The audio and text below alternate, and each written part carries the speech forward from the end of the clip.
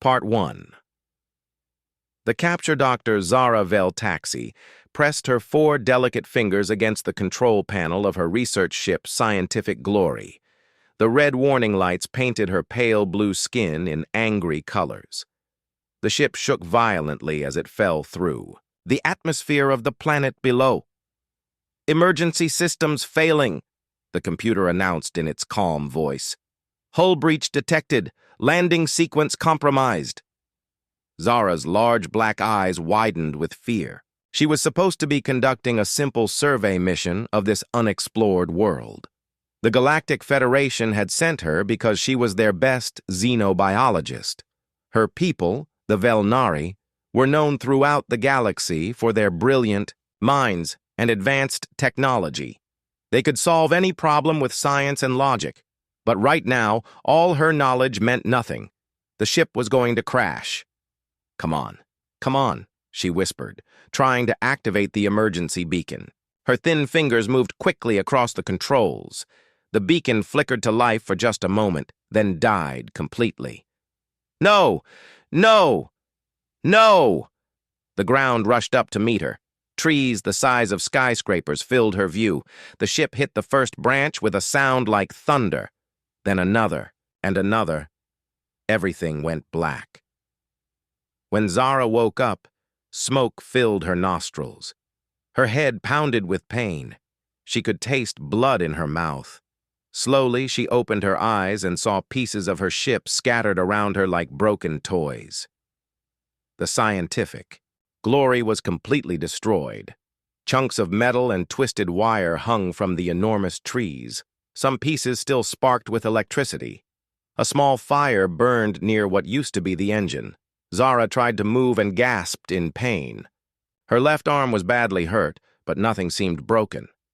She was lucky to be alive. Her people were not built for crashes. The Velnari were physically weak compared to most species in the galaxy. They made up for it with their incredible intelligence and technology. She looked around the crash site. The trees here were massive, with thick purple bark and leaves that glowed softly in the dim light.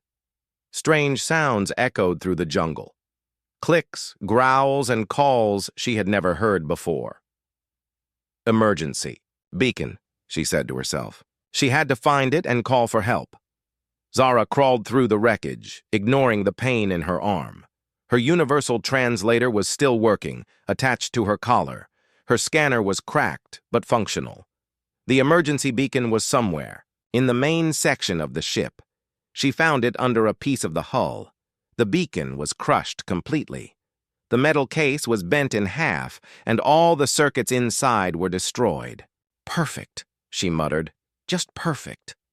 Without the beacon, no Federation ship would know where she was. This planet was in the outer rim, far from normal patrol routes. It could be months before anyone came looking for her. A branch snapped somewhere in the jungle. Zara froze.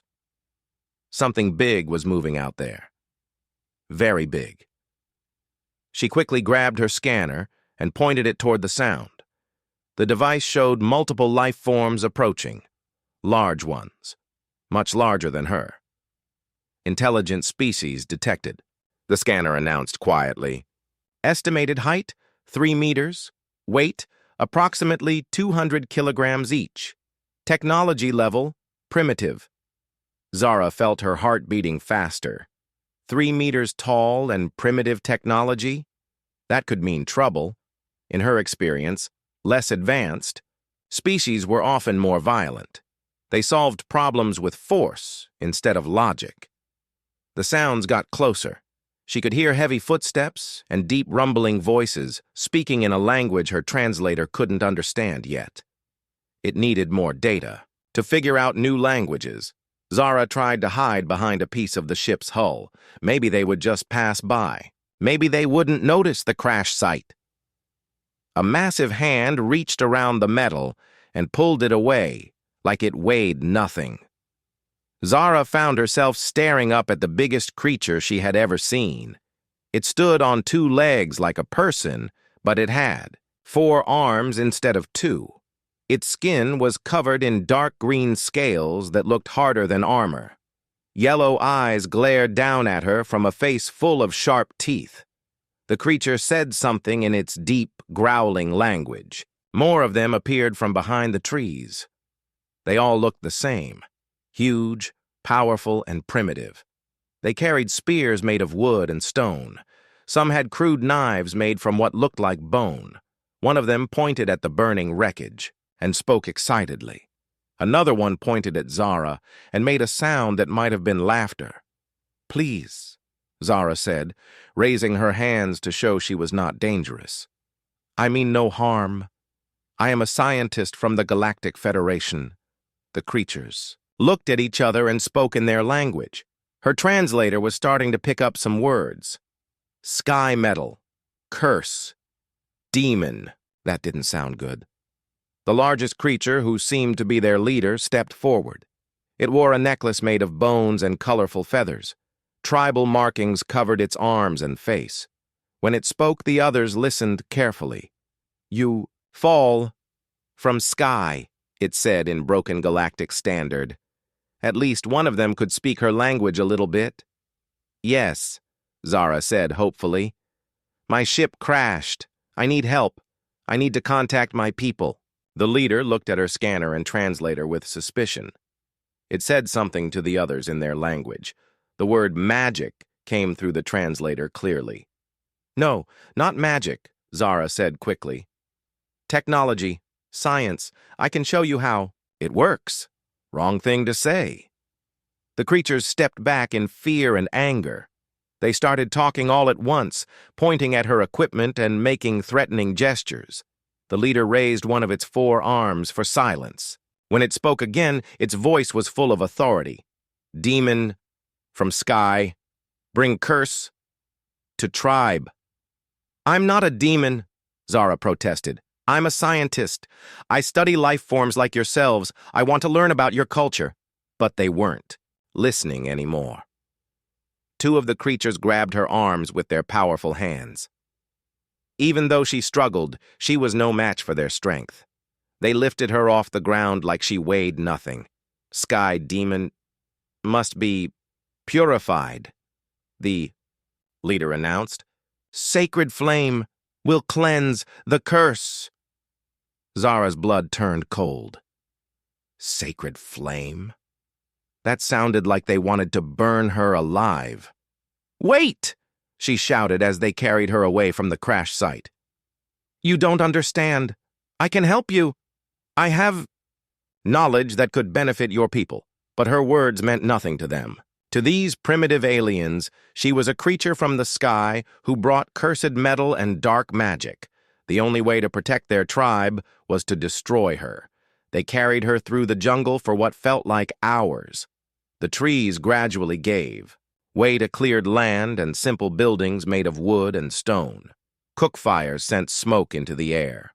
The smell of roasting meat made Zara's stomach turn. The village was bigger than she expected. Hundreds of the creatures lived here. They all came out to see the sky demon being brought in. They pointed and whispered to each other. Some made signs with their hands that might have been protection against evil. In the center of the village stood a large wooden platform. On top of it was a pile of logs and dried grass arranged in a perfect circle. It was clearly built for one purpose. Zara realized with horror that this was where they burned their sacrifices. The creatures tied her hands and feet with thick ropes made from plant fibers. The ropes were tight enough to cut off her circulation. They placed her on top of the pile of wood and stepped back. The tribal leader climbed onto the platform. It raised its arms toward the darkening sky and began to chant in the alien language. The other creatures joined in, their deep voices creating an ominous sound that echoed through the village. "Please," Zara said desperately, "you're making a mistake. I'm not your enemy. I came here to study and learn, not to hurt anyone." But they couldn't hear her voice over their chanting. Or maybe they just didn't care. One of the creatures brought a burning torch and handed it to the leader. The flames danced in the alien's yellow eyes as it looked down at Zara. "Sky demon, return to the fire that made you," it said in its broken galactic standard. The leader lowered the torch toward the dry wood beneath Zara's feet. This was it. She was going to die on this primitive planet, burned alive by creatures who thought science was magic and strangers were demons. All her knowledge, all her discoveries would die with her. The torch touched the wood and flames began to spread. Part 2. The fire begins. The flames spread quickly through the dry wood beneath Zara's feet. Orange light danced across the faces of the alien creatures as they continued their chanting. The heat rose toward her, making her skin feel like it was already burning. Zara pulled at the ropes around her wrists, but they were too tight. The plant fibers were strong, much stronger than her weak Velnari muscles. Every time she moved, the ropes seemed to get tighter. "Think, Zara. Think," she whispered to herself. Her people were known for their intelligence. There had to be a logical solution to this problem.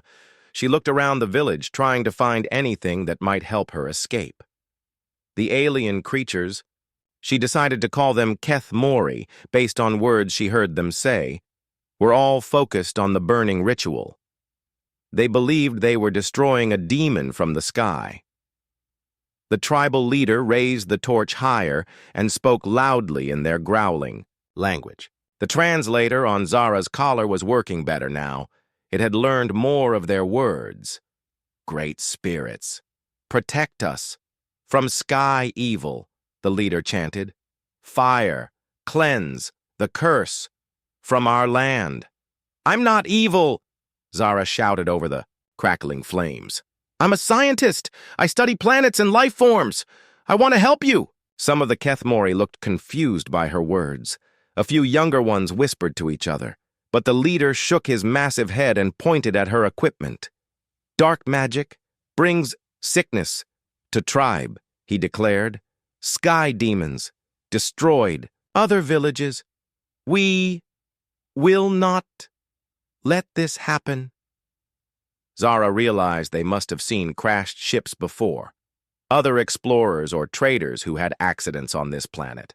If those meetings had gone badly, it would explain why these creatures were so afraid of technology.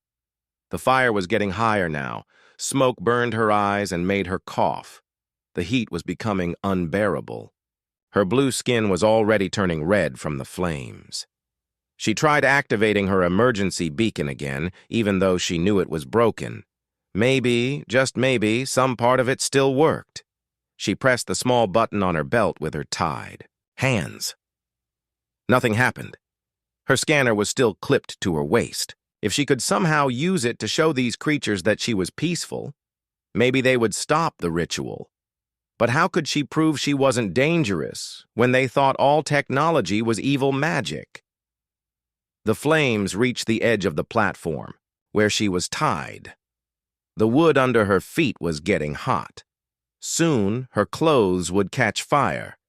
"Please," she begged, "let me show you. My scanner can help your people. It can find water, detect sickness, locate food sources." The leader ignored her words. He threw something into the fire that made the flames burn even brighter. The heat hit Zara like a wall. She could smell her hair starting to burn. This was really happening. She was going to die. Her mind raced through everything she knew about. Primitive cultures. Many species had rules about their rituals, sacred laws that couldn't be broken. Maybe there was something she could use. "I demand trial by combat," she shouted desperately. The chanting stopped suddenly. Every Keth Mori in the village turned to stare at her. Even the leader looked surprised. Zara had no idea if these creatures had trial by combat. She was just guessing based on other primitive cultures she had studied.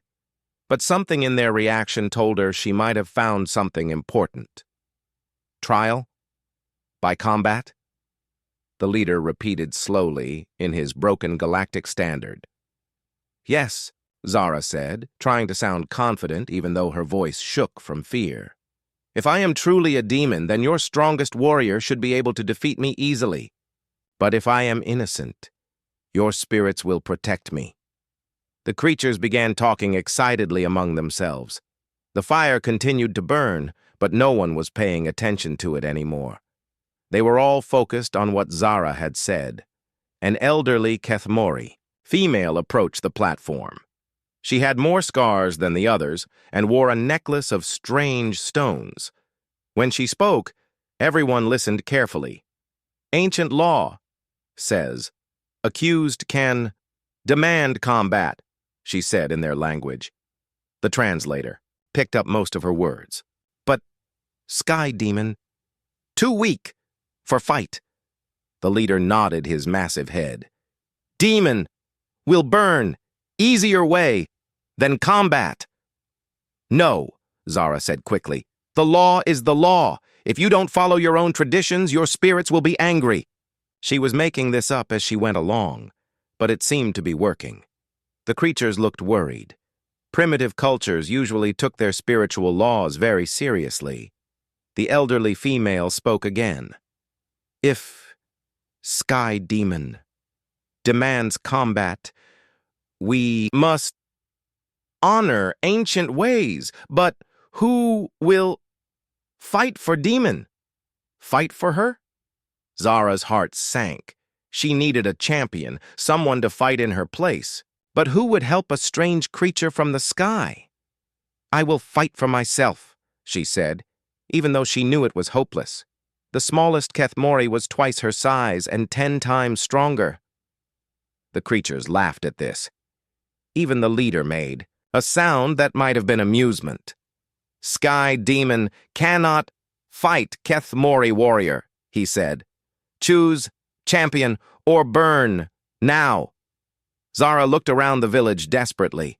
There had to be someone, anyone, who might help her. Maybe one of the younger Kethmori who seemed curious about her instead of afraid.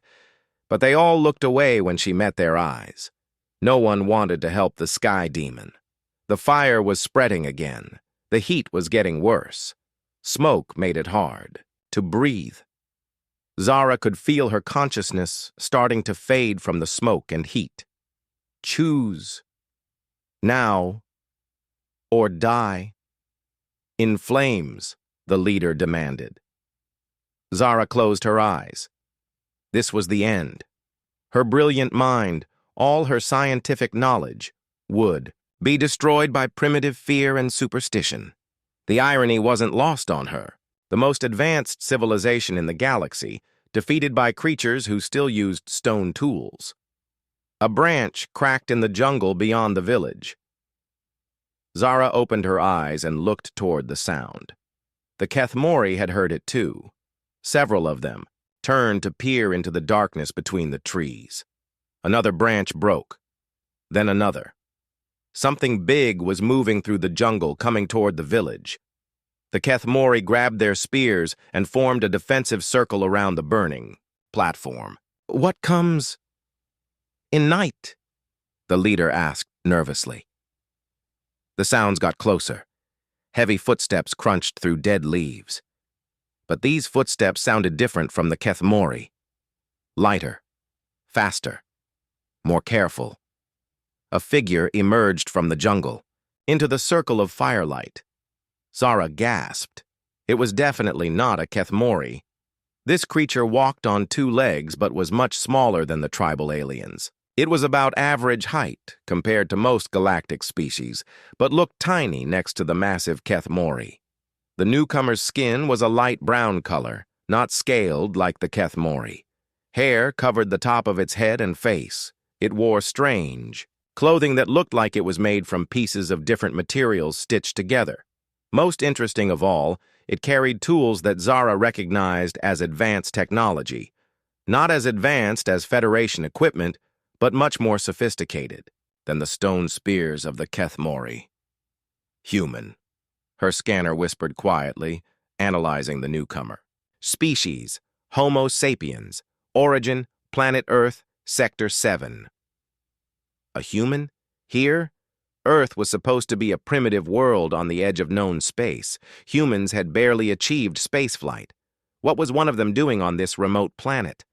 The human stood at the edge of the firelight, studying the scene. Its eyes moved from the burning platform to Zara, tied above the flames, then to the circle of nervous Kethmori warriors. When it spoke, its voice was calm and steady. "Well, this is interesting." The words came through Zara's translator, but she was surprised to hear that the human was also speaking in the Kethmori language. Not perfectly, but well enough to be understood. "Who are you?" the tribal leader demanded, raising his spear. "Another sky demon?" The human smiled, showing white teeth. "No, not a demon.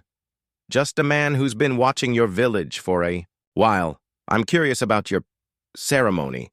We purify sky demon with sacred fire," the leader explained. "Protect tribe from curse." "I see," the human said, nodding thoughtfully. "And this demon, what did it do to deserve death?"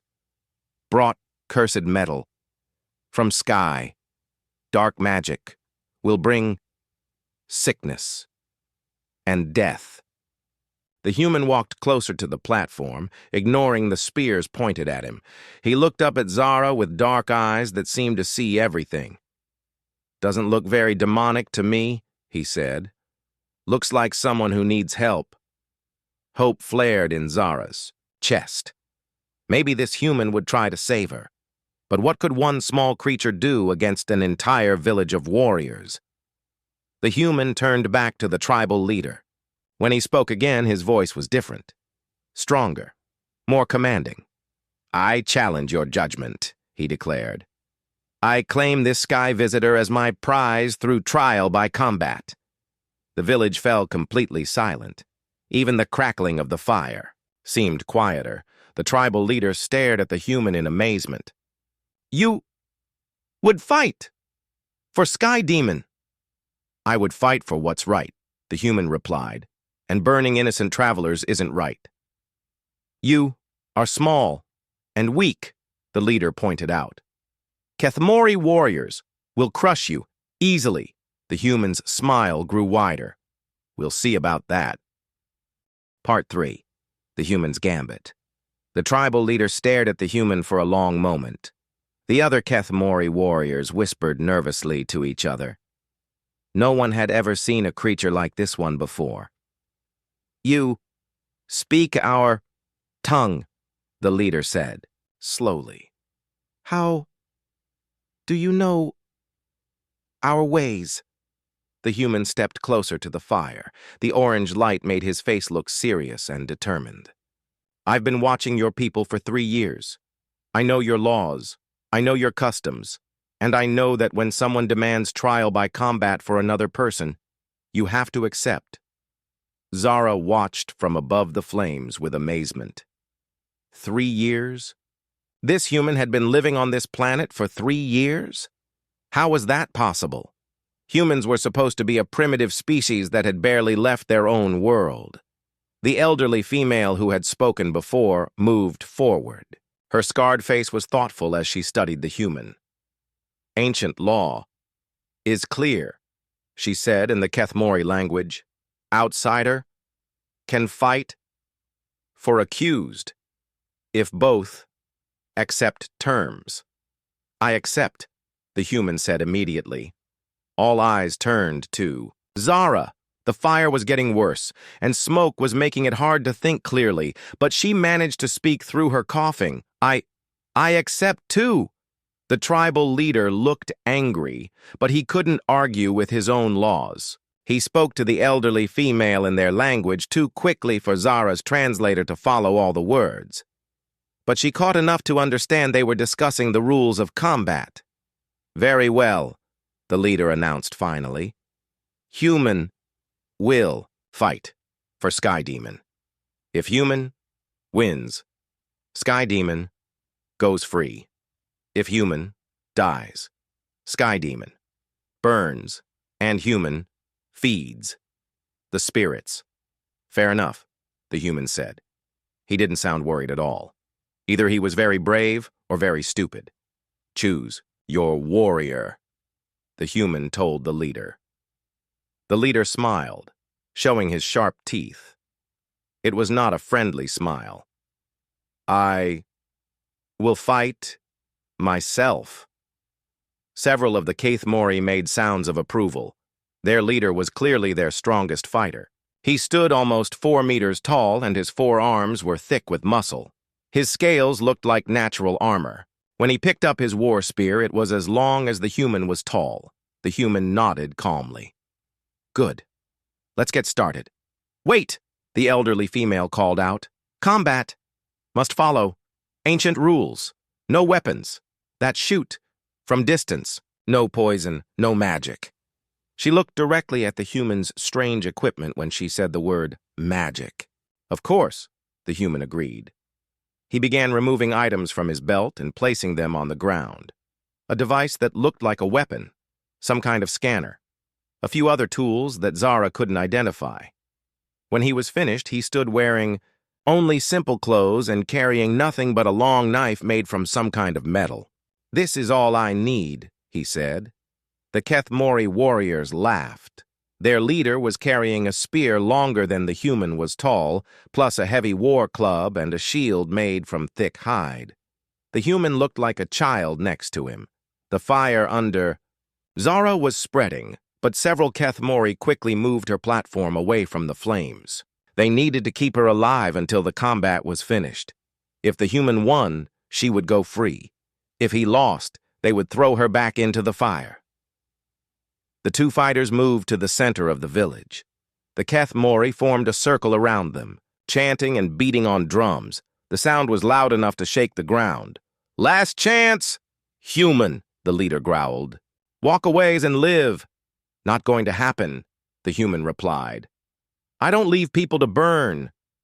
The leader raised his spear and charged. His massive feet pounded the ground like thunder. The spear point aimed directly at the human's chest. The human waited until the last possible second, then moved. Zara had never seen anything move so fast. The human didn't just step aside. He flowed around the spear thrust like water. The Kathmori leader's weapon hit nothing but air, but the leader was fast too. He spun around and swung his war club with one of his other arms. The heavy weapon whistled through the air toward the human's head. Again, the human wasn't there. He ducked under the swing and moved to the leader's side. His knife flashed out, cutting across the back of the leader's leg. The Kathmori leader roared in pain and surprise. Dark blood ran down his scaled leg. He turned to face the human, all 4 arms spread wide to prevent another sneak attack. Clever little creature, the leader admitted, but tricks will not save you for long. He was right. The cut on his leg was shallow, barely more than a scratch, and he was learning to watch for the human's quick movements. The leader attacked. Again, this time more carefully. He thrust with his spear while swinging his club at the same time. His shield blocked one side while his 4th arm reached out to grab the human. There was nowhere for the human to go. The attacks came from every direction, but somehow the human found a way. He jumped straight up, higher than should have been possible. The spear and club passed beneath his feet. He landed on the leader's shield and used it like a stepping stone to leap over the grasping 4th arm. As he flew through the air, his knife cut across the leader's shoulder. More blood. Another roar of pain and anger. The watching Kathmori were shouting now. Some cheered for their leader. Others seemed impressed by the human's impossible movements. Zara could hardly believe what she was seeing. Humans were not supposed to be capable of this. According to Federation records, they were a young species with average physical abilities. They had no special powers, no natural weapons, no exceptional strength or speed. So how was this one fighting a creature 3 times his size and winning? The Kathmori leader was getting angry. His attacks became wilder, less controlled. He swung his weapons in great sweeping arcs, trying to hit the human through pure force. The human stayed calm. He watched every movement, learned every pattern. When the leader overextended himself with a massive club swing, the human was ready. He ran straight at the off-balance Kathmori, ducked under the returning swing, and slashed his knife across the leader's wrist. The club fell from numbed fingers. Now the leader had only his spear and shield. The human had wounded him in 3 places. None of the cuts were serious, but they were bleeding steadily and slowing the big alien down. Impossible, Zara whispered. Her scanner was analyzing the fight, trying to understand how the human was doing this. He's not faster or stronger, he's just smarter. That was it. The human wasn't winning through superior physical abilities. He was winning by thinking faster, moving more efficiently, and using the Kethmori's size against him. Every time the leader attacked, the human was already planning his next 3 moves. Every time the leader thought he had trapped the human had already found an escape route. The leader was breathing heavily now. Fighting in the heat while bleeding from multiple wounds was exhausting him. The human looked like he had barely started. "You fight like demon," the leader gasped. "I fight like a human," came the reply. "We don't give up. Ever." The leader made one final desperate attack. He threw his spear like a javelin while charging forward with his shield raised like a battering ram. The human sidestepped the spear and did something that made the entire village gasp in amazement. He grabbed the thrown spear out of the air. Now he had a weapon with the same reach as his opponent. The leader's shield was formidable, but shields were designed to block attacks from the front. The human ran in a wide circle around the leader, moving faster than the big alien could turn. When he saw his opening, he thrust the spear into the leader's unprotected back, not deep enough to kill or seriously injure, just enough to prove that he could have killed if he had wanted to. The leader fell to his knees. His shield dropped from nerveless fingers. Blood ran from his wounds, but none of them were life-threatening. "I yield," he said quietly. The village fell silent. Even the drums had stopped. The human pulled the spear out and tossed it aside. He walked over to help the leader sit up properly. "You fought with honor," the human said respectfully. "Your people are lucky to have such a brave leader." The leader looked up at him with confusion and respect. "You could have killed me. Why did you show mercy?" "Because killing wasn't the point," the human replied. "The point was to prove that the sky visitor isn't a demon. Demons don't deserve champions. Only innocent people do."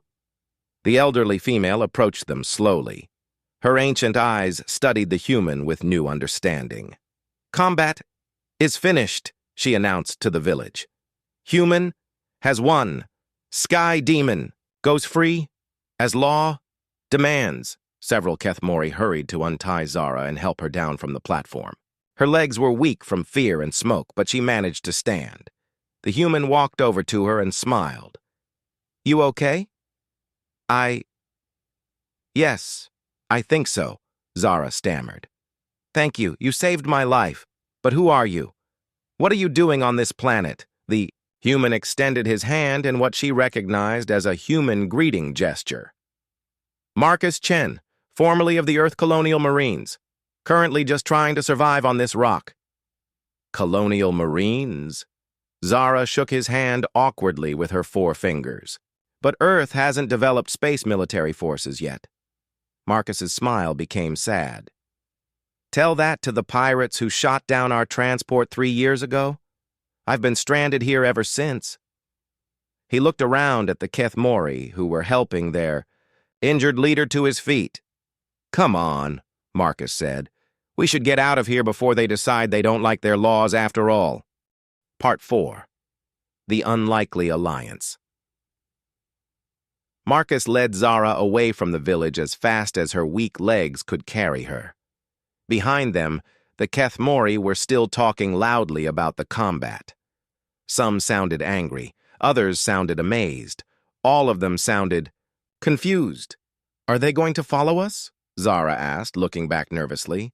"Probably," Marcus replied, helping her over a fallen log. "The leader will honor the combat results, but that shaman who wanted you burned, he's not going to give up that easily." Zara's scanner was picking up the sounds of pursuit already. Heavy, footsteps crashing through the jungle behind them, angry voices calling out in the Kethmori language. "They're coming," she said, trying to move faster. Marcus stopped and listened for a moment. 12 of them, maybe 15. They're moving in a straight line, not trying to be quiet. How can you tell all that just from listening? Zara asked. In amazement. 3 years of practice, Marcus said simply. When you're the only human on a planet full of things that want to eat you, you learn to pay attention. He looked around the jungle, studying the trees and terrain like a military tactician. This way. We need to get to higher ground. They climbed through thick undergrowth for 20 minutes. Zara's advanced lungs were designed for the clean air of climate-controlled ships, not for running through humid jungle air. She was gasping for breath while Marcus seemed barely winded. How are you? So calm, she panted. Panic gets you killed, Marcus replied. Clear thinking keeps you alive. The sounds of pursuit were getting closer. The Kethmori were big and strong, but they were also loud. Marcus could track their movements easily. There, he said, pointing to a rocky outcrop ahead. My camp. Zara looked where he pointed but saw nothing except rocks and trees. Then Marcus pushed aside some carefully placed branches, revealing a hidden entrance. Welcome to my home, he said with a grin. Zara followed him through the concealed doorway and gasped in amazement. The rocky outcrop was hollow inside, forming a natural cave. But what filled the cave was incredible. Marcus had built a complete survival shelter using nothing but salvaged materials and jungle resources. Walls made from ship metal and woven plant fibers. Furniture carved from wood and cushioned with animal hides. A water collection system that gathered rainwater and filtered it through layers of sand and charcoal. Most impressive of all was his workshop. Tools made from scavenged ship parts. Weapons crafted from metal and bone. Electronic devices that somehow still worked, despite being obviously pieced together from spare parts. This is remarkable, Zara said, her scientific mind analyzing everything she saw. You built all this yourself? Had to, Marcus said, checking his equipment. The Kethmori don't exactly welcome visitors, and there are worse things than tribal aliens on this planet. He handed her a cup of clean water and some kind of dried meat. Eat something. We might be here for a while.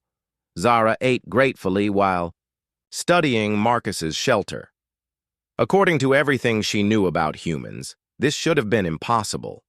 They were supposed to be a primitive species that had barely achieved spaceflight. Yet this human had survived alone on a hostile alien world for 3 years and built something that rivaled Federation survival technology. How did you learn to do all this? She asked. Marcus was checking his weapons while he talked. Military training helps, but mostly I just figured it out as I went along. Humans are good at adapting. Outside, they could hear the Kethmori search. Party getting closer. Voices called out in their language, searching for the escaped sky demon and her strange protector. They'll find us eventually, Zara said nervously. Maybe, Marcus agreed. But not easily. I've been hiding from them for 3 years. They know I'm here somewhere, but they've never found this place. Why haven't you tried to contact the Galactic Federation? Zara asked. My people could rescue you. Marcus looked at her with surprise. Your people? What species are you? Velnari, Zara replied. We're the primary scientific race in the Federation. Our technology is the most advanced in known space. Huh, Marcus said thoughtfully. Most advanced, but you crashed your ship and nearly got barbecued by primitives. Zara felt her face flush with embarrassment. That was an accident. Ship failures happen sometimes. Sure they do, Marcus said with a smile. But you know what? When my transport got shot down, I didn't sit around waiting for rescue. I got to work. The sounds outside were getting very close now. Marcus moved to a concealed observation post and peered through a camouflaged opening. 15 Kethmori, he whispered, including the shaman. They're spreading out to search the area. What do we do? Zara asked. We wait, Marcus replied. They'll search for a few hours, then give up. The Kethemori don't like being away from their village after dark. Too many predators, as if to prove. His point, a long, eerie howl echoed through the jungle. It was answered by another howl from a different direction. Then another. The Kethemori search party immediately moved closer together. Their voices sounded nervous now. Night hunters, Marcus explained quietly. Big cat-like things with 6 legs and acid spit. Even the Kethemori are afraid of them. And you've been living with creatures like that for 3 years? Zara asked in horror. You learn their patterns, Marcus said with a shrug. Night hunters hunt in packs, but they're afraid of fire. Thorn beasts are huge but slow and nearly blind. Razor wings are fast but only hunt during the day. He spoke about the deadly alien predators like they were just another part of his daily routine. Zara couldn't understand how any species could be so calm about constant danger. Doesn't it scare you? She asked. Marcus was quiet for a moment. Everything scares me, he said finally. The trick is not letting fear control you. Use it to stay alert, but don't let it paralyze you. More howls echoed through the jungle, closer this time. The Kethemori search party was clearly getting nervous. They called to each other in worried voices. They're giving up, Marcus observed. Smart choice. Sure enough, the sounds of the search party began moving away. Within an hour, the jungle was quiet again, except for the normal sounds of insects and small animals. How did you know they would leave? Zara asked. Because I've been watching them for 3 years, Marcus replied. I know how they think, what they're afraid of, when they hunt, when they sleep. Information is survival. Zara was beginning to understand why this human had survived when her advanced technology had failed so quickly.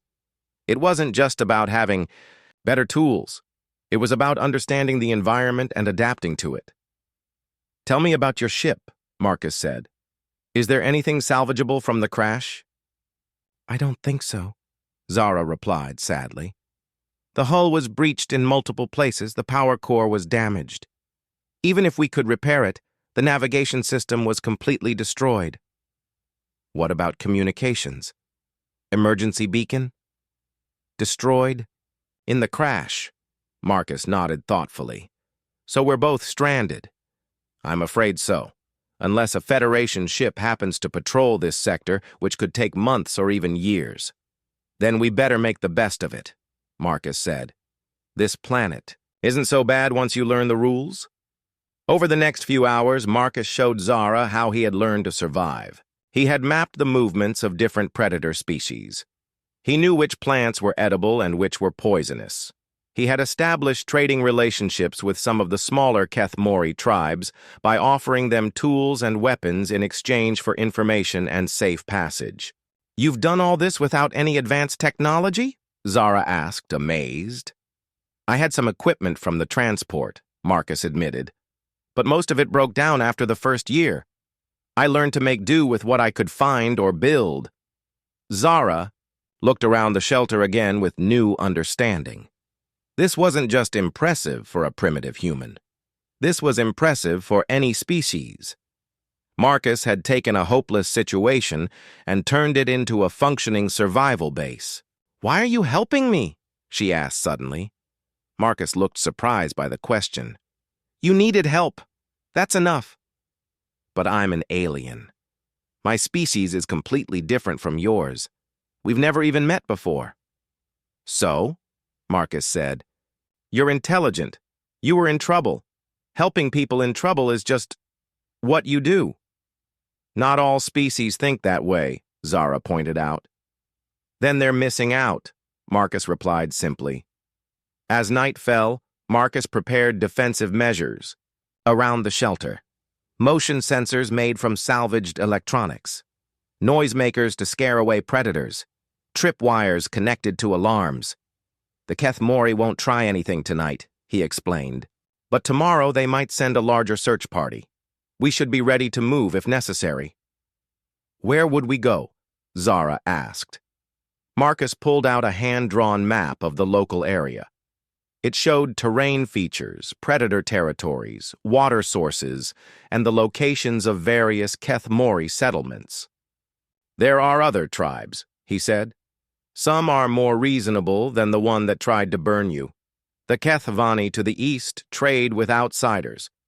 The mountain clans might give us shelter in exchange for technology." Zara studied the map with her scientist's eye. It was incredibly detailed and accurate. Marcus had done what entire Federation survey teams would have taken months to accomplish. "This is remarkable work," she said. "Just survival," Marcus replied. "Though having your scanner would help fill in some of the gaps." "My scanner?" Zara looked down at the device, still clipped to her belt.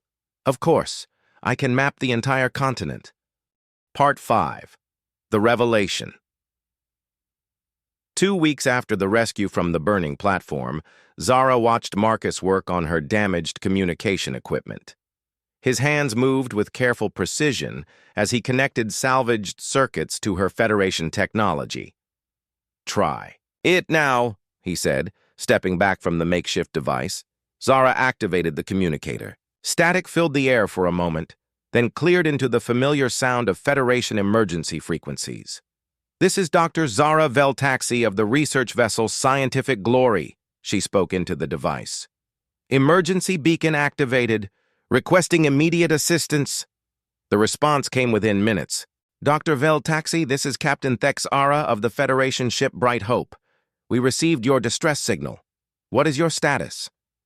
"Alive and unharmed," Zara replied. "My ship crashed on the planet's surface. I've been surviving with the help of a local resident." "Local resident. Our scans show only primitive tribal species on that world." Zara looked at Marcus, who was listening carefully to the conversation. "Actually, Captain, I need to correct our records. There's someone here you need to meet." 3 days later, a Federation shuttle landed in the clearing where Marcus had built a landing pad using nothing but hand tools and careful planning. Captain Thexera emerged with a security team, expecting to find a primitive world with dangerous aliens. Instead, she found herself facing a human who had turned a hostile environment into a functioning survival base. "This is Marcus Chen," Zara said, making introductions. "He saved my life and has been surviving on this planet for 3 years. Captain Thexara was a Krolix, a species known for their military efficiency and practical thinking. She studied Marcus with the same attention she would give to analyzing enemy forces." "Impressive," she admitted, looking around at Marcus's various constructions. "How did you accomplish all this without Federation technology?" "Human ingenuity," Marcus replied simply. "We make do with what we have." The captain's security team was busy scanning the area with their advanced equipment. Their findings were remarkable. Marcus had built water purification systems, power generation using wind and solar energy, food preservation techniques, and defensive measures that would have impressed Federation engineers. "Sir," one of the security officers reported, "his survival success rate appears to be nearly 100%. No serious injuries, no illness, no equipment failures in 3 years." Captain Thexera raised one of her eyebrow ridges. In her experience, even Federation survival experts rarely achieved such consistent results on hostile worlds. "Tell me about these tribal aliens," she said to Marcus. "Are they dangerous?" "Some are," Marcus replied honestly, "but most are just afraid of things they don't understand. I've established peaceful contact with several tribes, trade relationships, information exchange, mutual defense agreements." "Defense agreements?" the captain asked with surprise. Marcus nodded toward the jungle. "There are predators on this world that can threaten even the Keth-Mori. When they're in trouble, some tribes send messengers to ask for my help." "And you help them?" "Of course." "We're all trying to survive on the same planet." Dr. Zara stepped forward. "Captain, I need to show you something important." She led them to Marcus's workshop, where detailed maps covered every surface. Not just geographical maps, but cultural. Studies, predator behavioral patterns, seasonal migration routes, and resource distribution charts. Marcus created all of this through observation and interaction, Zara explained. No orbital surveys, no advanced sensors, no computer analysis. Just human intelligence and persistence. Captain Thexera studied the maps with growing amazement. This is more detailed than our preliminary survey reports. That's because I live here, Marcus said. I see it every day. I talk to the locals. I pay attention to patterns. One of the security officers was examining Marcus's weapons and tools. Sir, these modifications are brilliant.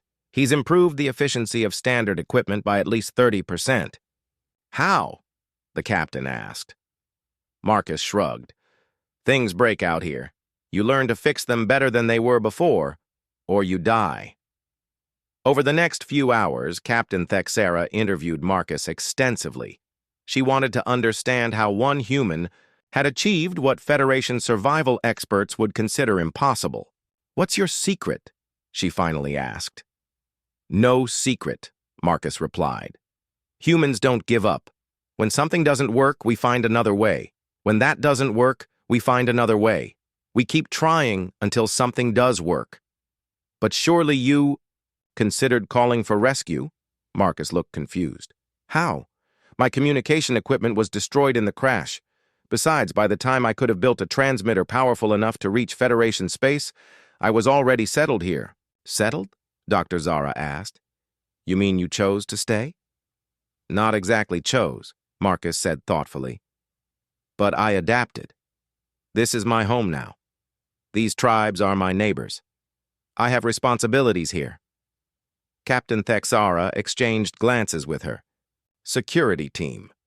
This was not what they had expected to find. That evening, as they sat around Marcus's campfire, the captain made an announcement.